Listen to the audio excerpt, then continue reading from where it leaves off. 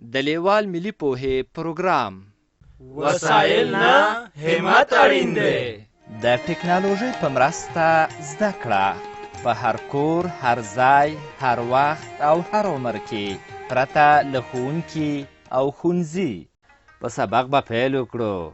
د پښتو لیک کتاب مو راواخلئ. زموږ د نن ورځې سبق دی یا نارینه. یا نارینه د پښتو په تورو کې 44 توری دی چې د نن ورځې په درس کې به یې ووایو. د کتاب 44 مخ راواړوئ. په دغه زرغون رنګي چوکاټ کې دغه په تور رنګ غاړ د ی توری لیکل شوی دی. دا ګورئ، دا هغه شی چې له کوم لور نه شروع شوی او په کوم لوري حرکت کړی. دا راښیي چې ی توری داسې لیکل کیږي. د ی توري شکل مو وپېژنده. اوس د ی توري په غږ خبرې کوو. اوس دا ګورئ، ی توری په کلمه کې څنګه لیکل کیږي. دا ګورئ، وری او ترې لاندې منی لیکل شوی دی. دا ګورئ، د وری په کلمه کې یو ځلې او د منی په کلمه کې هم یو ځلې د ی توری راغلی. د وری په کلمه کې د ی توري د غږ شکل په پای کې راغلی دی، لکه وری، لکه سړی، لکه خټکې. ما څو ځلې کلمه یاده کړه. کلمه څه ته وایي؟ تورو له یو ځای کېدو کلمه جوړیږي، لکه وری. شاباس. اوس مو چې د ی توري غږ پیدا کړ، په دې هم ځان وپوهوئ چې د ی توری له نورو تورو سره د تړلو پر وخت په پای کې شکل بدلوي. د ی توری په لیکنه کې 2 ډوله راځي. اول یوازې په خپله، دویم ی توری له بل توري سره په پای کې تړلی، لکه د خټکې په کلمه کې. اوس دا ګورئ، ی توری په کلمه کې څنګه لیکل کیږي. دا ګورئ، وری او ترې لاندې منی لیکل شوی دی. دا ګورئ، د وری په کلمه کې یو ځلې د ی توری په پای کې په ځان ته شکل راغلی دی. د منی په کلمه کې هم یو ځلې په پای کې د ی توری د نه له توري سره ګډ راغلی دی. ګورئ، دا بل زرغون رنګي چوکاټ کې وری رسم شوی دی. پوهېږئ چې وری یې ولې رسم کړی دی؟ اندېښنه مه کوئ، زه یې درته وایم. دا د دې لپاره چې د وری انځور مو په ذهن کې ښه ځای ونیسي او په تورو د وری د کلمې لیکل یاد کړئ. د وری کلمه له 3 تورو جوړه شوې ده. ورایې توری چې سره یو ځای شي نو وری لوستل کیږي. که ورایې توري پیوسته وویل شي نو د وري کلمې ته غږ نږدې کیږي. د منی کلمه هم له 3 تورو نه جوړه شوې ده. منایې. د وری او منی په کلمو کې مو د ی توري لیکل ولیدل. اوس به د ی توري د سبق نورو برخو ته راشو. دا سور چوکاټ وینئ چې پکې لیکل شوي دي د ی کارونه په جمله کې. ښه نو تاسې غواړئ د جملې په معنا ځان پوه کړئ. د جملې په معنا مو پوهوم. ښه ورته ځیر شئ. جمله د یو څو کلمو یو ځای کولو ته وایي، لکه دا وری دی. اوس لاندې دا تور چوکاټ وګورئ. په دې تور چوکاټ کې په شنه رنګ لیکل شوي 2 جملې دي چې په هره کلمه کې د ی توري کارونه په سره رنګ روښانه شوي. دا وری دی. د وري وړی پستې وي. اوس په همدې تور چوکاټ کې په سپین رنګ همدا جملې بیا لیکل شوي دي، خو یو توپیر یا فرق پکې ښکاري. که رښتیا پوه شوي یاست دا توپیر یې ماته وښیئ. شاباس. تا په هر هغه ی توري ګوته کېښوده چې زیړ دی. ګورئ، دلته 2 ځلې د ی توری راغلی دی. اوس نو قلم راواخلئ او د هر زیړ ی توري پر سر ی توری ولیکئ چې د ی لیکل مو زده شي. دا کار ځکه کوو چې د دې تور چوکاټ د پاسه په کیڼه خوا کې په زیړ چوکاټ کې درته لیکلي دي د ی توري د کارونې ځایونه روښانه کړئ.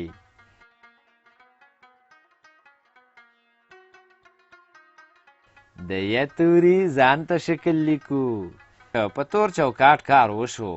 اوس راځو شنه چوکاټ ته چې نورې جملې زده کړئ. زړګی خټکی خوري. خټکی په مني کې پخیږي. په شنه چوکاټ کې وګورئ دلته جملې په تور رنګ او هر د ی تورې په سره رنګ راغلی دی. اوس په همدې شنه چوکاټ کې په سپین رنګ همدا جملې بیا لیکل شوي دي. دا ځل مو هم د نښې منځ وویشت. په هر هغه ی توري مو قلم کېښود چې زیړ رنګ لري. دلته هر ی توری په زیړ رنګ لیکل شوی دی. یو ی توری د زړګي د کلمې په پای کې د ګ له توري سره تړلی راغلی. بل ی توری د خټکي د کلمې په پای کې د ګ له توري سره یو ځای راغلی. او بل ی توری هم د خټکي د کلمې په پای کې د ک له توري سره تړلی راغلی دی. زړګی خټکی خوري. او دویمه جمله داسې ویل کیږي خټکی په مني کې پخیږي. اوس قلم راواخلئ.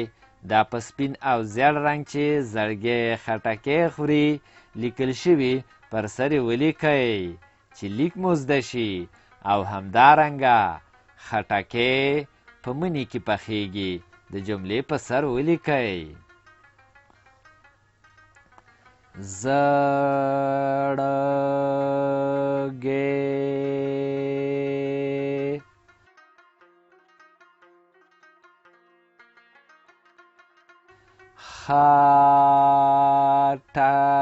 خټکی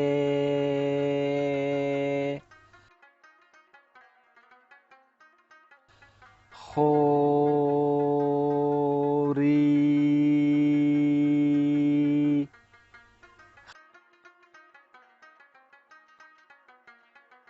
خټکی په مني کې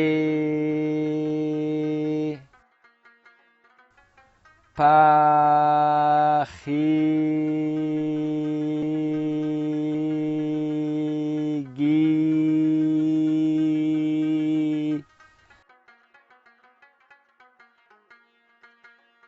اوس به راشو سره چوکاټ ته. دا پورتنۍ ټولې جملې پکې راوړي دي. دا وری دی. د وري وړی پستې وي. زړګی خټکی خوري. خټکی په مني کې پخیږي. د همدې جملو ترڅنګ یې بیرته همدا جملې لیکلې دي. خو توپیر یې دا دی چې په هر شنه او تور چوکاټ کې هر ی توری په مختلفو رنګونو راغلی دی. خو په دې سره چوکاټ کې ټول توري په سپین رنګ لیکل شوي دي. اوس نو قلم راواخلئ. د دې سپینو جملو پر سر ولیکئ چې لیکل مو زده شي. که زده مو نه وي نو دا سبق له ځانونو سره بیا بیا واورئ. دا توری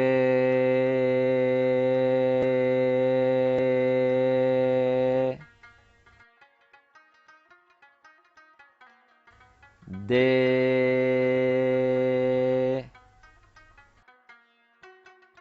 د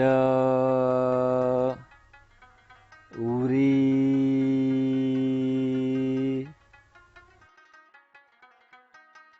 وړی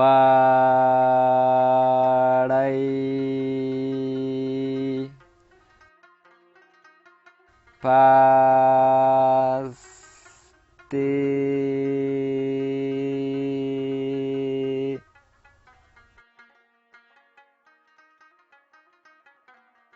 وي.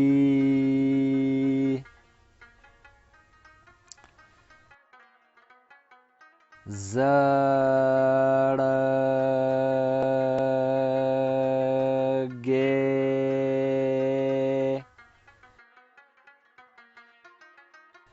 خټکی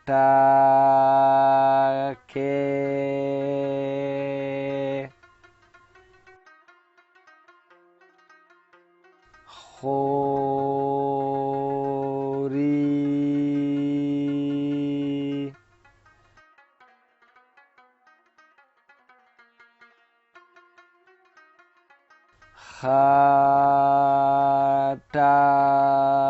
خټکی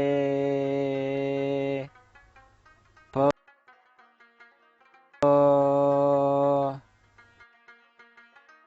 مني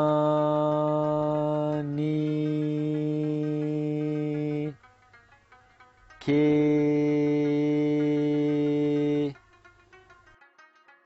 پخیږي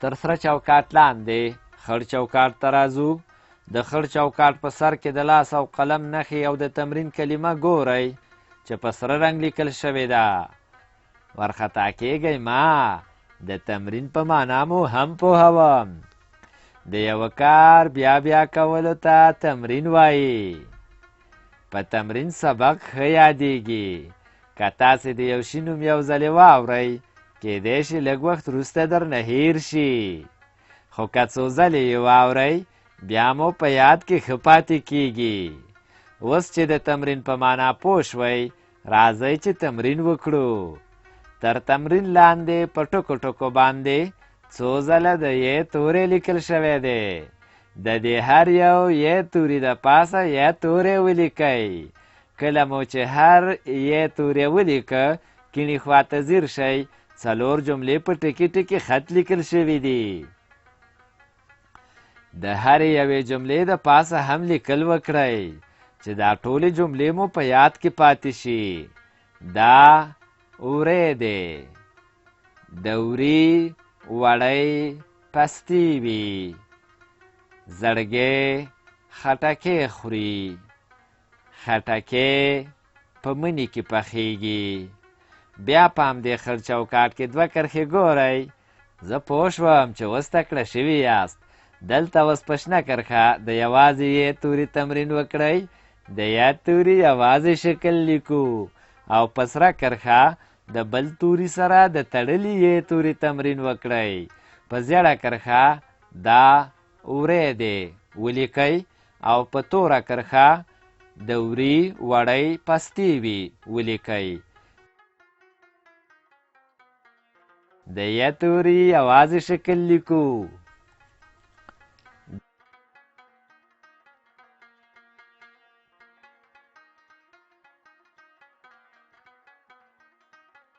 د یا توري یوازې شکل لیکو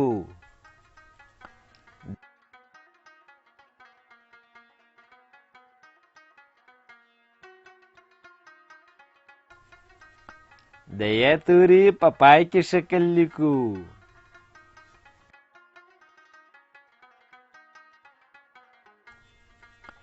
د یا توري په پای کې شکل لیکو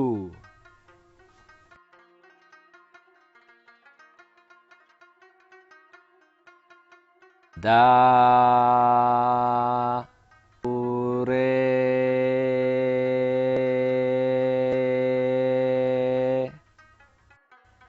دی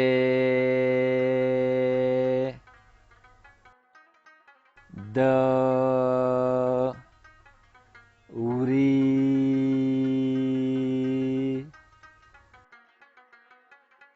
وړی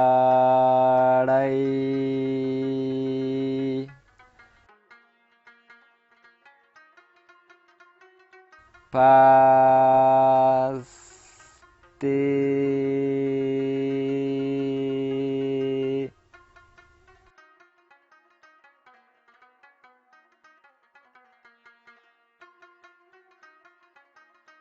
وي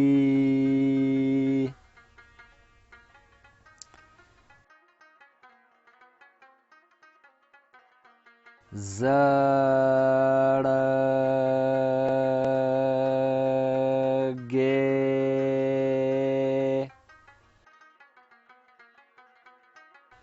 خټکی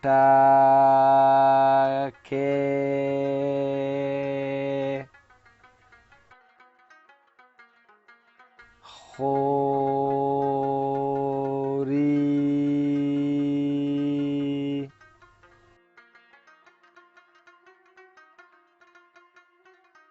خټکی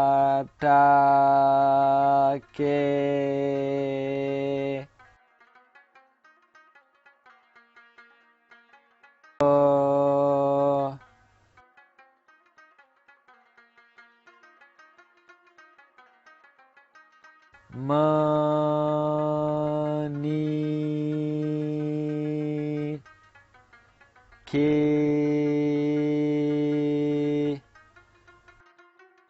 پخیږي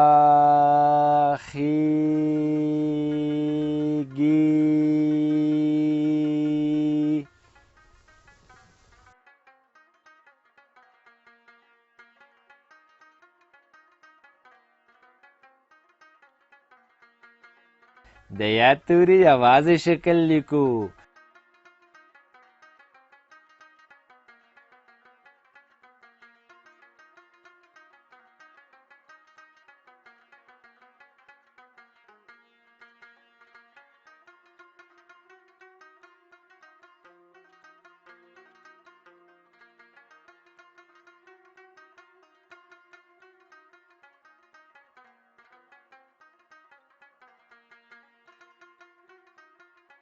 دا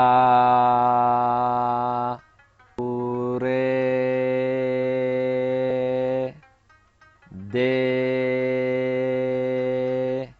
د اوري واړی پاستې.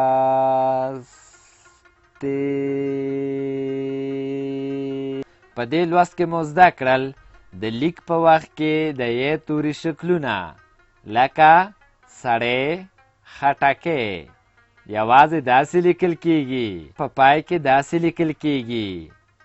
کلمې مو زده کړې: منې، سړی، خټکی، وړی، پستې، زړګی، خوري، پخیږي، کارونه، جمله، ځایونه، روښانه، تمرین او داسې نور.